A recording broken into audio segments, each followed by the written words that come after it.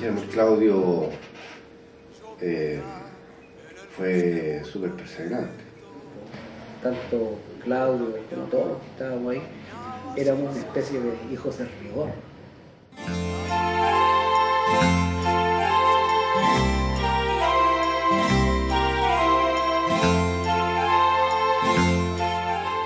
Los pavés eran como los ricachones del barrio, era lo único que tenían una bicicleta fea. Y seguramente nosotros envidiosos, el resto de los cabros chicos del barrio, porque ellos tenían una casa grande, bicicleta, el papá tenía motoneta. Algo tiene que haber sucedido, que por qué peleamos, nunca he entendido. Porque sí que nos agarrábamos y nosotros con mi hermana, la Magali, teníamos que ir a buscar agua a un pilón en el único lugar que se da buscar agua para beber. Y Claudio, bueno, Juan Domingo, que no me acuerdo mucho cuando cabros chicos, nos habrán a varias casas. Y por supuesto nosotros la devolvíamos y ahí quedaba la caga. Los pavés fueron a la escuela mate, en ese tiempo no era básica, era preparatoria. Entonces nos conocimos, estuvimos en el mismo curso en segundo, en tercero preparatoria. Era muy propio, me refiero, contenía mucho autocontrol para ser niños.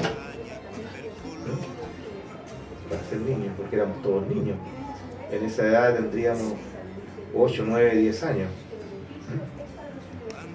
Y muy protector. Entonces, Juan Domingo haciendo sus cosas, peluceando, y Claudio protegiendo. De un modo u otro, eso lo formó de cierta forma. Además, él tenía un carácter distinto. Él era, como te digo, un niño muy tranquilo. Él era como tímido, y tenía esa voz, hablaba así, y pausado, nunca gritando, siempre pausado, siempre. Entonces conversaba, hablaba poco, pero conversaba. Más bien observaba, era un bien observador. No, Claudio era, no recuerdo su edad, bueno, aquí está, pero Claudio era mayor. Juan Domingo tenemos la misma edad. Claudio es 1 año y medio mayor, si no me equivoco. Pero además él era grande, era grandote. Entonces, qué sé yo, nosotros medíamos aquí, Claudio era de lo grande del curso. Entonces, se juntaba, te digo, con todo, pero se juntaba con los niños, con los que éramos los niños más tranquilos. Entonces, eso hizo generar, bueno, tú sabes, se forman grupos en los cursos. Entonces, los que son buenos para la pelota, ¿no es cierto? Que los que son Mateo, los que son, no sé, cada uno tiene sus habilidades, que son buenos para comer, toda esa cosa. Entonces, en el grupo, que yo recuerdo algunos, te digo, de los niños con los que nos juntábamos, entre los alumnos, éramos como los tranquilos del curso. Y había Mateos también entre nosotros, ¿no? Los niños con buenas notas. Y Claudio se tendría a juntar con nosotros, pero era el único grandote. Entonces era como nuestro protector, era el escudo. Era un Quijote, tenía esa vocación de Quijote, fíjate, de protector de los débiles.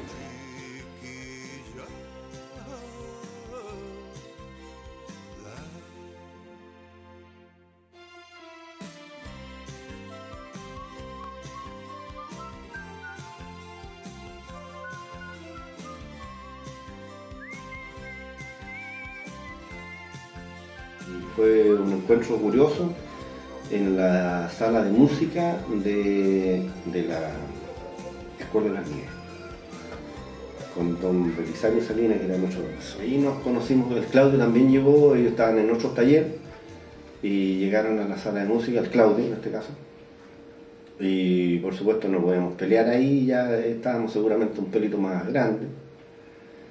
Y me acuerdo que el Claudio en alguna oportunidad le preguntó al profesor que le gustaría aprender guitarra.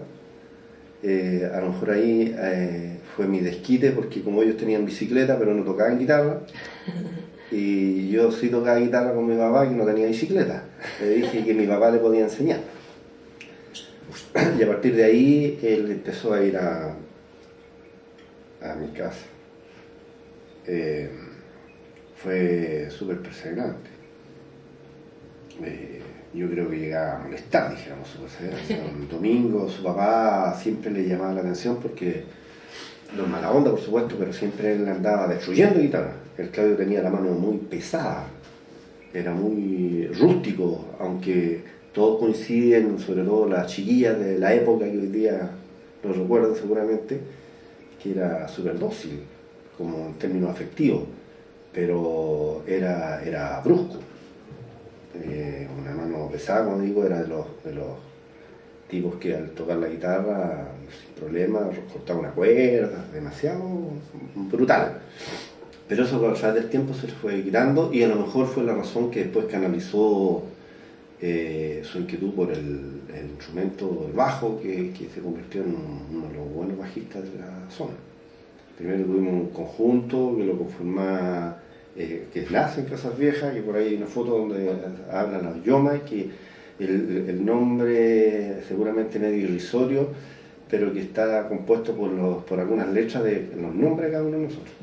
Empezamos a ir a Open Door porque ahí conocemos a Pablo Leguía, a la familia Márquez, a Villegas, y armamos una cuestión mayor y nos integramos, participábamos, entendiendo de nosotros como un grupo de Casas Viejas, pero también participábamos con ellos, con los Clatter, y ahí empezamos a fusionar con los instrumentos electrónicos.